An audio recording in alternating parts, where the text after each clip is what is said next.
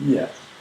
The well, and one of the objectives of, for instance, hatha yoga would be to stretch muscles and keep them long. Uh, However, when we're dealing with alignment techniques, as I'm laying out, we're looking at some new discoveries, all right, examining things that worked and coming up with new ideas, finding the principles, what I call the principles of alignment, and the proof in that sense is in the pudding. It works, as far as I am concerned, 100% of the time, so that you get everybody has a potential for alignment. Alignment for everybody is like a scientific principle. It works for everybody. So if we apply this to everybody and we get consistent results, obviously there's some kind of a principle there, or law or truth. And that's basically what you're looking at. Once you have those principles or truths, and like all good truths, simple to understand, the body recognizes it right away. You say, and it says, oh boy, oh boy, oh boy. There's a sound, she said. That you're on to something that is like a yoga, because you are doing breath, you are hooked into pranayama, you know, you are opening the body to the information that is in the pranayamic systems. You said you're connecting up more with the external world, right, and connecting the internal to that. You're becoming more embodied, so that things are not just a mental game, but that the body is included. And some have said it's like, if I may say, God animating form. All right? And that's a nice idea if you can handle it. I like it. But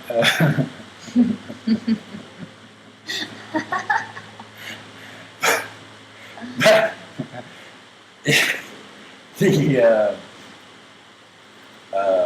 part of being here now, being grounded, it's all part of body.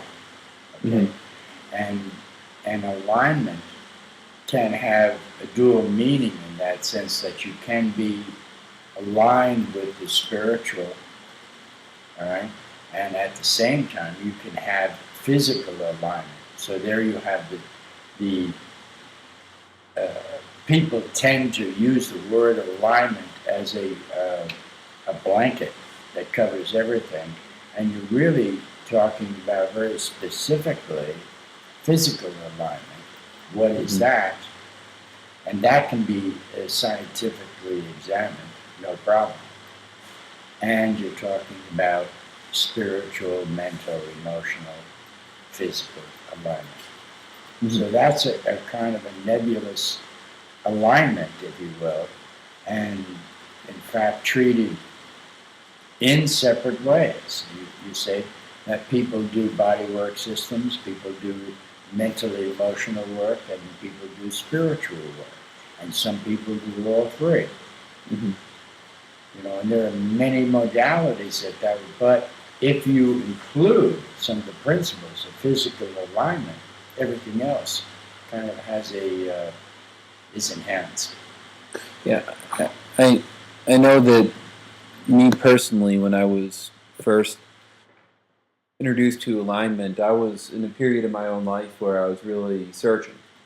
and I had taken a lot of different various certification courses. I had learned about Reiki, and I had learned about Qigong, and I had learned about hypnosis, and I had got certified, and I was, for me personally, I was really, uh,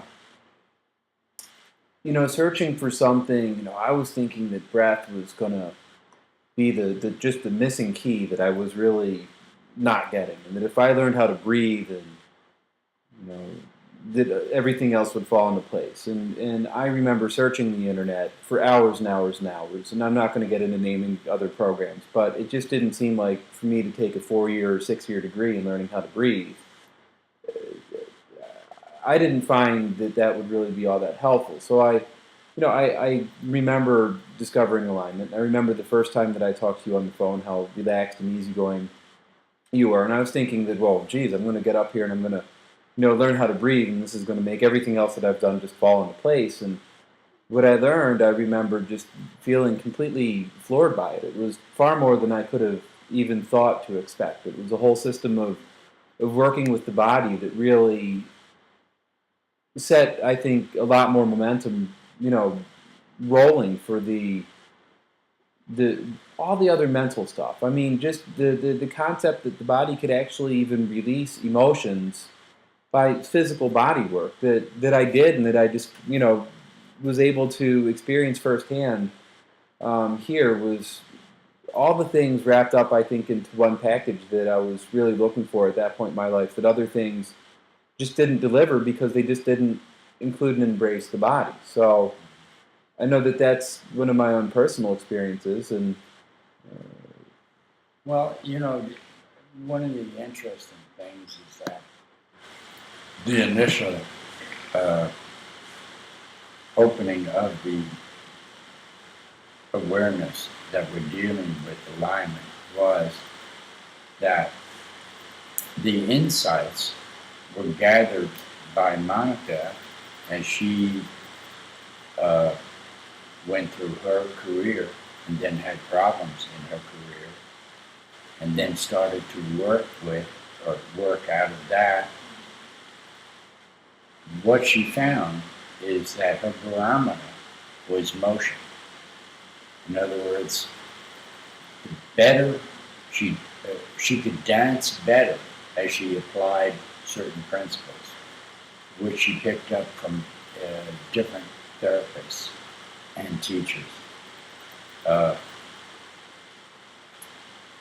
so, using the barometer of movement, and in ballet, you're talking very specific movement, where you can all of a sudden do 35 turns, you see, consecutively. She was known for that. So just seeing that all work, and then of course she had been intuitively doing some of that when she was reshaping her own students who were dancers, or helping them shape their legs, and little children.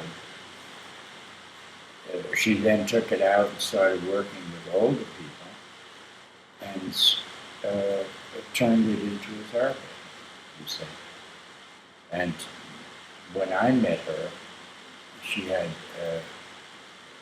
quite a nice practice going, but it was called drama anatomy at that time.